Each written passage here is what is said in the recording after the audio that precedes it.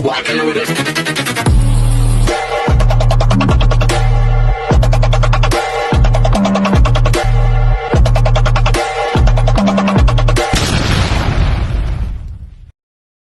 Hi everyone! Good evening! I'm back! It's your Mama Sam dito sa Sam Sam TV. Kamusta naman po kayo mga amigo, amiga, kumare at kumpare? Sana lahat kayo ay okay at safe ngayong araw na to. At syempre, kung ako naman ang tatanungin nyo, kita naman ninyo ang beauty ng Mama Sam ninyo. Fresh overload pa rin, di ba? Ganyan talaga kapag umiinom ka ng maraming vitamin C plus kumakain ka ng maraming hotdog. Dahil sa hotdog, nakakaloka ang ganda ng mamasam ninyo. Charot.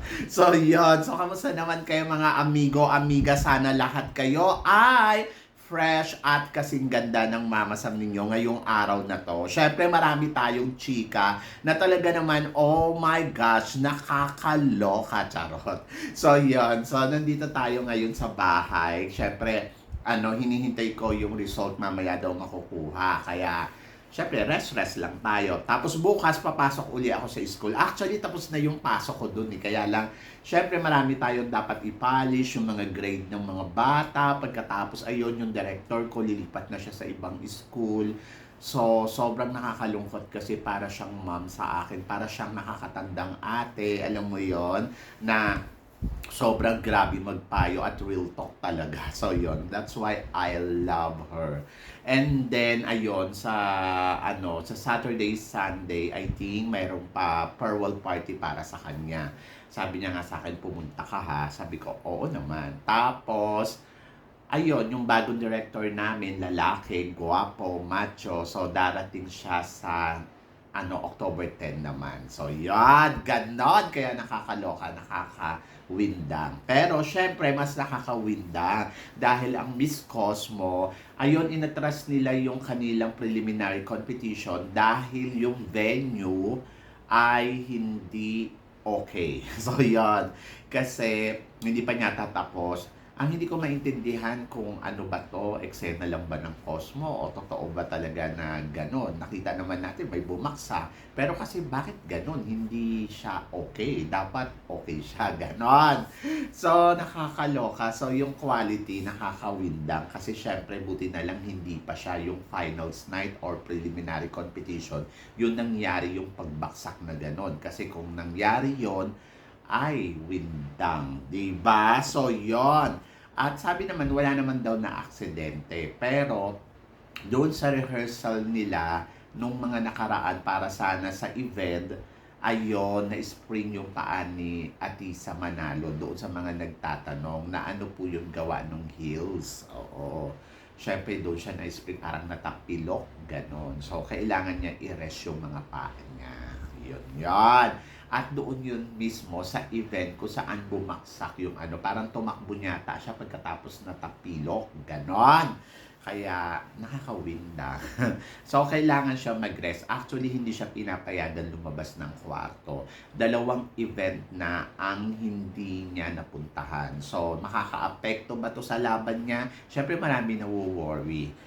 Hindi ko alam kasi kung ano ba yung bearing ng mga activity na yon na ginawa na wala si Atisa Manalo. Siyempre, kung may bearing yon, apektado para sa performance ni Atisa Manalo. Pero kung wala namang bearing yon, okay lang yon. Kasi, kailangan na magpahinga siya. Actually, kahit yung rehearsal para sa opening show, hindi siya pinapa-attend, pero pinapanood siya. Nanonood lang siya, but she wish na sana daw maka-attend na siya today. Actually, na-move yung tawag dito, yung kanilang preliminary competition, dapat siya ngayon at rest na. Nagbigay na ng statement, gawa nga na parang yung venue. Pero may mga judging moment daw na papalitan. So, sa madaling salita, hindi pa sila nahuhusgahan kung sino yung mananalo. Kasi kararating pa lang din naman ng mga kurado, katulad ni Paula Shugart.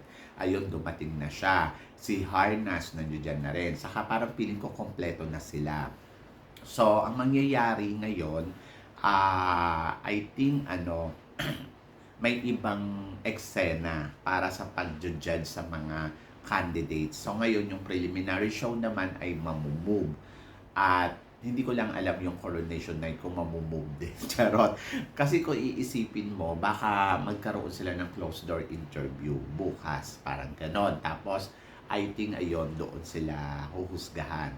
Tapos yung mga prelim na eksena sa swimsuit at evening gown, ayon ay para sa atres. So, yon. So, sana naman maka-attend na si Atisa kasi parang feeling ko kailangan. So, medyo, ayun nga, nawo-worry nga si Atisa na sana daw pa-attendin na daw siya. Kasi nga naman, kung hindi ka nga naman a-attend, parang unfair naman sa ibang kandidata na excuse ka. Pero I hope na magaling na yung ano niya, yung sprain niya. Medyo masakit yun eh. Saka matagal yun. Ako nga yun. Pag na-sprain, arte-arte ko na eh, siya pa kaya, di ba? No, yung buto niya mas maliit kesa sa akin. So, anyways, get well soon, Atisa. I hope na sana magtuloy-tuloy na yung paggaling niya. So, yon. At ito, syempre, meron na namang bagong botohan, ang Miss Cosmo. Ito na yung last na botohan. Ito yung tinatawag nilang Big Bang. Big Bang votes. So, syempre, the Philippines Atisa Manalo currently lead the Big Bang stage of the People Choice Award. So, ito na yung panghuli nilang botohan. So, meron silang 3, kung di ako nagkakamali, o 4 na stage. So, yon. So, doon sa mga nako-confuse, ano ba? Parang canvassing na lang to. Yes! It's a canvassing pageant. Charot. So, yon. So, syempre, dito kailangan natin ihataw ng todo si Atisa Manalo kasi syempre katulad niyan, delikado siya para sa spot. So, I hope na marating niya talaga yung dulo. At ayun, makapag-perform siya ng bonggang-bongga. So sa ngayon, nangunguna siya. Siyempre, pangalawa na naman to si Tanzania. And then, pangatlo na naman to si Thailand. So, umaapat si Colombia at saka si Vietnam.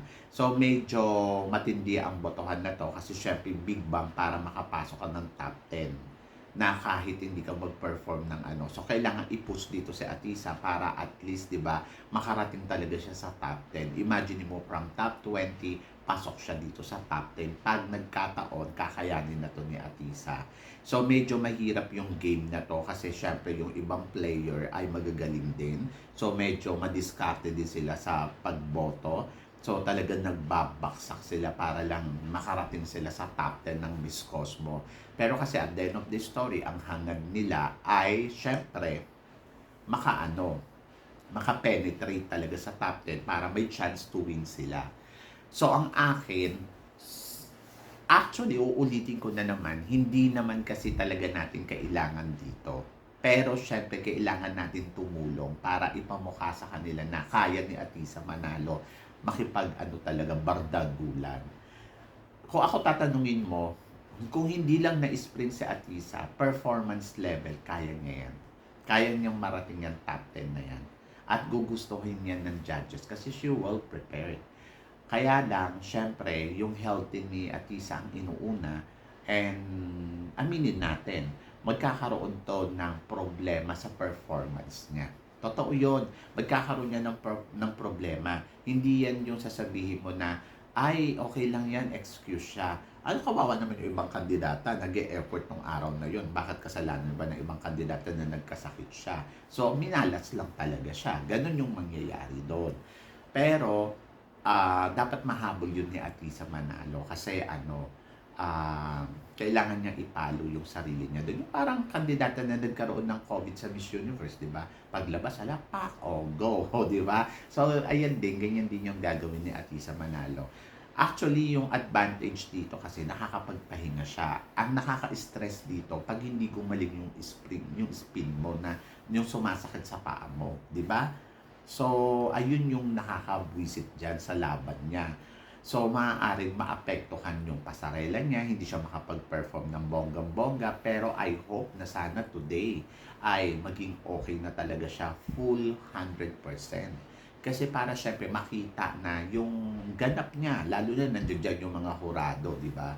So, sana matulungan natin syempre si Atisa Manalo dito sa botohan na nagaganap ngayon sa Cosmo People Choice. Ayan yung bagong update.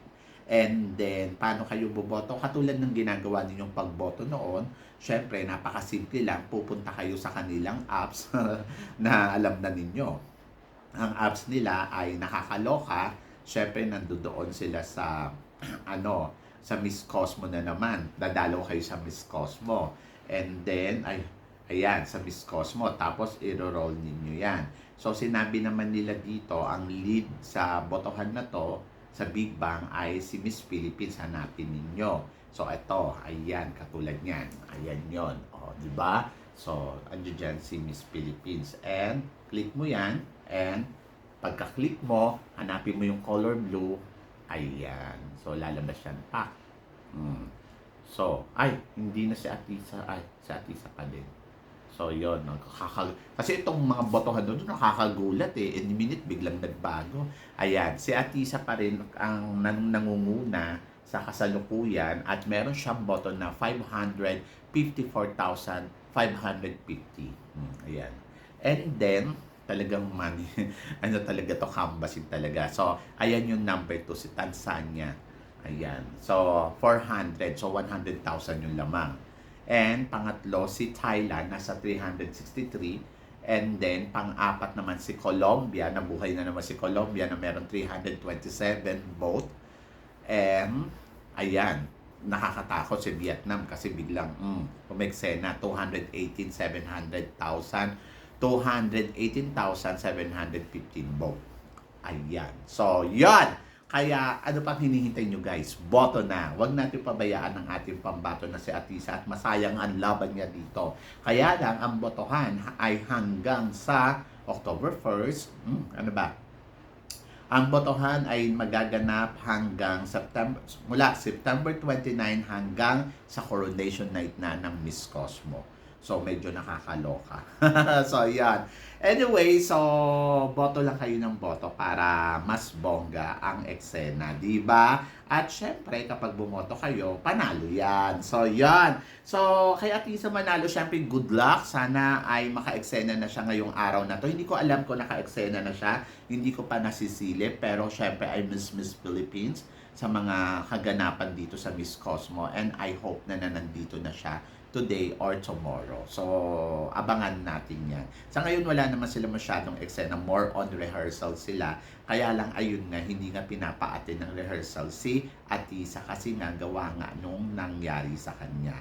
So, nakakaloka kung iisipin mo, no? Pero sana makabalik si Atisa at makahataw ng bonggang-bongga. So, yun. So, tingin pa ba ninyo? May laban pa ba ang Philippines? So, syempre, laban yan. So, guys, ano guys ang masasabi ninyo dito sa mga pinag-uusapan natin ngayon? I-comment below mo yan para at least malaman ko naman kung ano naman ang chika mo dito sa mga pinag-uusapan natin ngayon. So, yun guys, syempre maraming salamat sa inyong lahat sa suporta at pagmamahal na binibigay ninyo. Syempre dito sa Samsam TV. Sa mga hindi pa nakaka-subscribe dyan, ano pang hinihintay ninyo? Subscribe na. So, yun guys, thank you so much. Hanggang sa muli nating chikahan. See you tomorrow. Thank you, guys.